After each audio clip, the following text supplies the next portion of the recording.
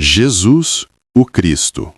Um estudo do Messias e sua missão de acordo com as Santas Escrituras antigas e modernas. Por James E. Talmage, um dos 12 apóstolos de A Igreja de Jesus Cristo dos Santos dos Últimos Dias. Prefácio. O objetivo da matéria apresentada neste trabalho está definido na página do título. Notar-se-á prontamente que o autor se afastou do curso usualmente seguido pelos escritores da vida de Jesus Cristo. Curso este que, via de regra, tem início no nascimento do Filho de Maria e termina na ascensão do Senhor crucificado e ressuscitado do Monte das Oliveiras. Trata-se nestas páginas, além da narrativa da vida de Jesus na carne, da existência e das atividades pré-mortais do Redentor do mundo, das revelações e manifestações pessoais do Filho de Deus glorificado e exaltado durante o antigo período apostólico, assim como nos tempos modernos, da segura aproximação da segunda vinda do Senhor e dos subsequentes eventos preditos, tudo isso à luz das Escrituras Sagradas.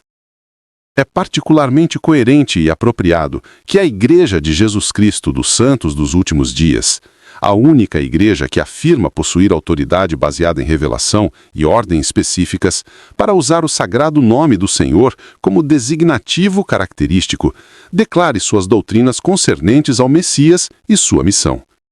O autor deste volume ocupou-se deste trabalho à solicitação e designação das autoridades presidentes da Igreja. E a obra completa foi lida e aprovada pela primeira presidência e pelo Conselho dos 12. Ela apresenta, entretanto, também a crença pessoal e a mais profunda convicção do escritor quanto à veracidade daquilo que escreveu. O livro é publicado pela Igreja de Jesus Cristo dos Santos dos Últimos Dias. Uma feição característica do trabalho é a orientação fornecida pelas escrituras modernas e a explicação das escrituras sagradas dos tempos antigos à luz de revelação atual. Revelação essa que, como um raio poderoso e bem dirigido, ilumina muitas passagens obscuras de construção antiga. O espírito de santidade inerente ao assunto foi um companheiro constante do escritor durante a execução de sua agradável tarefa. E ele referentemente invoca esse mesmo espírito como guia aos leitores do volume. James E. Talmage, Salt Lake City, Utah, setembro 1915. Jesus, o Cristo. Capítulo 1. Introdução. É fato histórico que no início, ou próximo do início da que veio a ser conhecida como Era Cristã, o homem Jesus, cognominado o Cristo, nasceu em Belém da Judéia. Os principais dados relativos ao seu nascimento, vida e morte são tão bem evidenciados que se tornaram razoavelmente incontestáveis. São fatos registrados e aceitos como essencialmente autênticos pelo mundo civilizado em geral. É verdade que há divergências de deduções baseadas em pretensas discrepâncias nos registros antigos, relativas a detalhes circunstanciais, mas tais diferenças são de importância mínima, pois nenhuma delas em separado, nem todas, conjuntamente, lançam a menor sombra de dúvida racional sobre a história da existência terrena do homem, conhecido na literatura como Jesus de Nazaré. Quanto a quem e o que ele era, há dissensões de graves consequências, dividindo as opiniões dos homens, e essa divergência de concepção e crença é mais pronunciada nas questões de maior importância. Os testemunhos solenes de milhões de mortos e de milhões de vivos unem-se, proclamando-o como divino, Filho do Deus vivo, Redentor e Salvador da raça humana, Juiz eterno das almas dos homens, o escolhido e ungido do Pai, em resumo, o Cristo. Outros há que negam sua divindade, enquanto exaltam as qualidades transcendentes de sua inigualável e incomparável virilidade.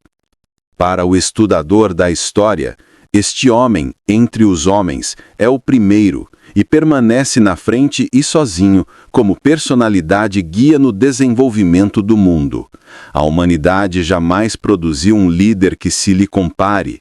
Considerado exclusivamente como personagem histórico, ele é único. Julgado pelo padrão da apreciação humana, Jesus de Nazaré é supremo entre os homens, pela excelência de seu caráter pessoal, pela simplicidade, beleza e valor genuíno de seus preceitos e pela influência de seu exemplo e doutrinas no desenvolvimento da raça. A estas características notáveis de grandeza extraordinária, o cristão devoto adiciona um atributo que excede muito a soma de todos os outros: a divindade da origem de Cristo e a realidade eterna de sua condição de Senhor e Deus. Cristãos e descrentes reconhecem igualmente sua hegemonia como homem e respeitam a importância de seu nascimento para a história. Cristo nasceu no meridiano dos tempos, e sua vida na terra marcou simultaneamente a culminância do passado e o início de uma era de esperança, esforço e realização humana. Seu advento determinou uma nova ordem no contar dos anos, e por consentimento comum, os séculos anteriores a seu nascimento passaram a ser contados em sentido contrário, partindo do acontecimento pivô, e são designados de acordo. O desenvolvimento e queda de dinastias, o nascimento e dissolução de nações, todos os ciclos da história concernentes à guerra e paz, prosperidade e adversidade, saúde e pestilência, abundância e escassez, terremotos e tempestades, triunfos da invenção e descoberta, épocas de desenvolvimento do homem em santidade e longos períodos de degeneração na descrença, todas as ocorrências que fazem a história são narradas em todo o mundo cristão, fazendo-se referência ao ano antes ou depois do nascimento de Jesus Cristo. Sua vida terrena durou 33 anos, e destes, apenas 3 ele os passou como um mestre reconhecido, abertamente envolvido nas atividades do ministério público. Sofreu morte violenta, antes que tivesse atingido o que agora consideramos como a plenitude da vida. Como indivíduo, foi conhecido pessoalmente por poucos, e sua fama como personalidade mundial generalizou-se apenas depois de sua morte. Um breve relato sobre algumas de suas palavras e obras foi preservado, chegando até nós. E este registro, embora fragmentário e incompleto, é devidamente avaliado como o maior tesouro do mundo. A mais antiga e mais extensa história de sua existência mortal encontra-se na compilação de escrituras conhecidas como Novo Testamento. Na verdade, pouco foi dito sobre ele pelos historiadores seculares do seu tempo. Ainda que poucas e curtas sejam as alusões feitas por escritores não bíblicos no período imediato ao de seu ministério, são entretanto suficientes para corroborar o registro sagrado no que concerne à realidade e o período da existência terrena de Cristo. Nenhuma biografia adequada de Jesus, como menino e homem, foi ou pôde ser escrita, pela simples razão de que não existem dados para compô-la. No entanto, homem algum jamais viveu sobre o qual tanto tenha sido dito ou cantado, e nenhum a quem tenha sido devotada uma porção maior da literatura mundial. É exaltado por cristãos, maometanos e judeus, por céticos e infiéis, pelos maiores poetas, filósofos, estadistas, cientistas e historiadores do mundo. Até mesmo o pecador herético, no abominável sacrilégio de suas imprecações, proclama a divina supremacia daquele cujo nome profana. O propósito do presente tratado é considerar a vida e missão de Jesus como o Cristo. Neste sentido, seremos orientados pela luz, tanto das escrituras antigas como modernas, e assim dirigidos, descobriremos, mesmo nos estágios iniciais de nosso curso, que a palavra de Deus revelada nos últimos dias é eficaz na ilustração e esclarecimento da Santa Escritura dos tempos antigos, e isto em assuntos da mais profunda importância. Ao invés de iniciarmos nosso estudo com o nascimento terreno do Santo Menino de Belém, consideraremos o papel do Filho primogênito de Deus nos primeiros conselhos dos céus, quando foi escolhido e ordenado para ser o salvador da raça de mortais ainda por nascer, o redentor de um mundo então em seus estágios formativos de desenvolvimento. Estudá-lo-emos como o Criador do mundo, como o Verbo poderoso através de quem se realizaram os propósitos do Pai eterno, na preparação da terra para a habitação de seus filhos espirituais durante o período de provação mortal. Jesus Cristo foi e é Jeová, o Deus de Adão e Noé, o Deus de Abraão, Isaque e Jacó, o Deus de Israel, o Deus sob cujo comando têm falado os profetas, o Deus de todas as nações e aquele que ainda reinará na terra como Rei dos Reis e Senhor dos Senhores. Seu nascimento extraordinário, ainda que natural, sua vida imaculada na carne e sua morte voluntária como sacrifício consagrado pelos pecados da humanidade exigirão nossa reverente atenção. Como também sua obra redentora no mundo dos espíritos dos mortos, sua ressurreição literal da morte física para a imortalidade, suas várias aparições aos homens e seu ministério posterior como Senhor ressuscitado em ambos os continentes, o reestabelecimento da Igreja através de sua presença pessoal e da do Pai Eterno nos últimos dias e sua vinda ao templo na presente dispensação. Todos estes acontecimentos do ministério de Cristo já se passaram. O curso de investigação que nos propomos seguir levar-nos-á mais adiante até a parte do futuro a respeito da qual exista registro de palavras de revelação divina.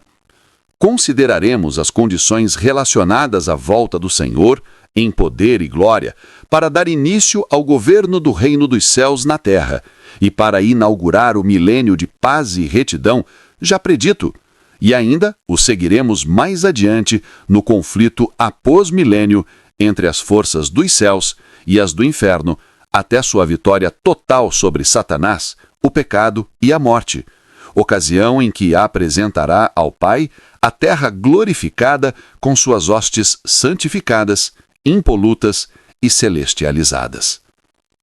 A Igreja de Jesus Cristo, dos santos dos últimos dias, afirma possuir autoridade divina para usar o sagrado nome, Jesus Cristo, como parte essencial de sua designação característica. Em vista desta elevada afirmação, é razoável inquirir a respeito da mensagem particular ou especial que a Igreja tem para dar ao mundo concernente ao Redentor e Salvador da raça, e quanto ao que tem para declarar, justificando sua solene afirmação ou em defesa de seu nome e título exclusivos. Ao prosseguirmos em nosso estudo, descobriremos que, entre os ensinamentos específicos da Igreja a respeito do Cristo, encontram-se os seguintes: 1. A unidade e continuação de sua obra em todas as épocas, envolvendo necessariamente a veracidade de sua pré-existência e pré-ordenação. 2. O fato de sua divindade pré-mortal. 3. A realidade de seu nascimento na carne como produto inerente de sua linhagem divina e mortal. 4. A realidade de sua morte e ressurreição física, em consequência da qual o poder da morte será eventualmente sobrepujado. 5. O rigor da expiação, efetuada por ele, incluindo a exigência absoluta de obediência individual às leis e ordenanças do Evangelho como o meio pelo qual pode ser atingida a salvação.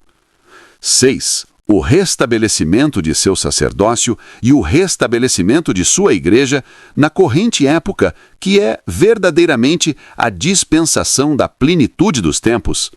E 7. A certeza de sua volta à terra em futuro próximo, com poder e grande glória para reinar em pessoa e presença física como Senhor e Rei.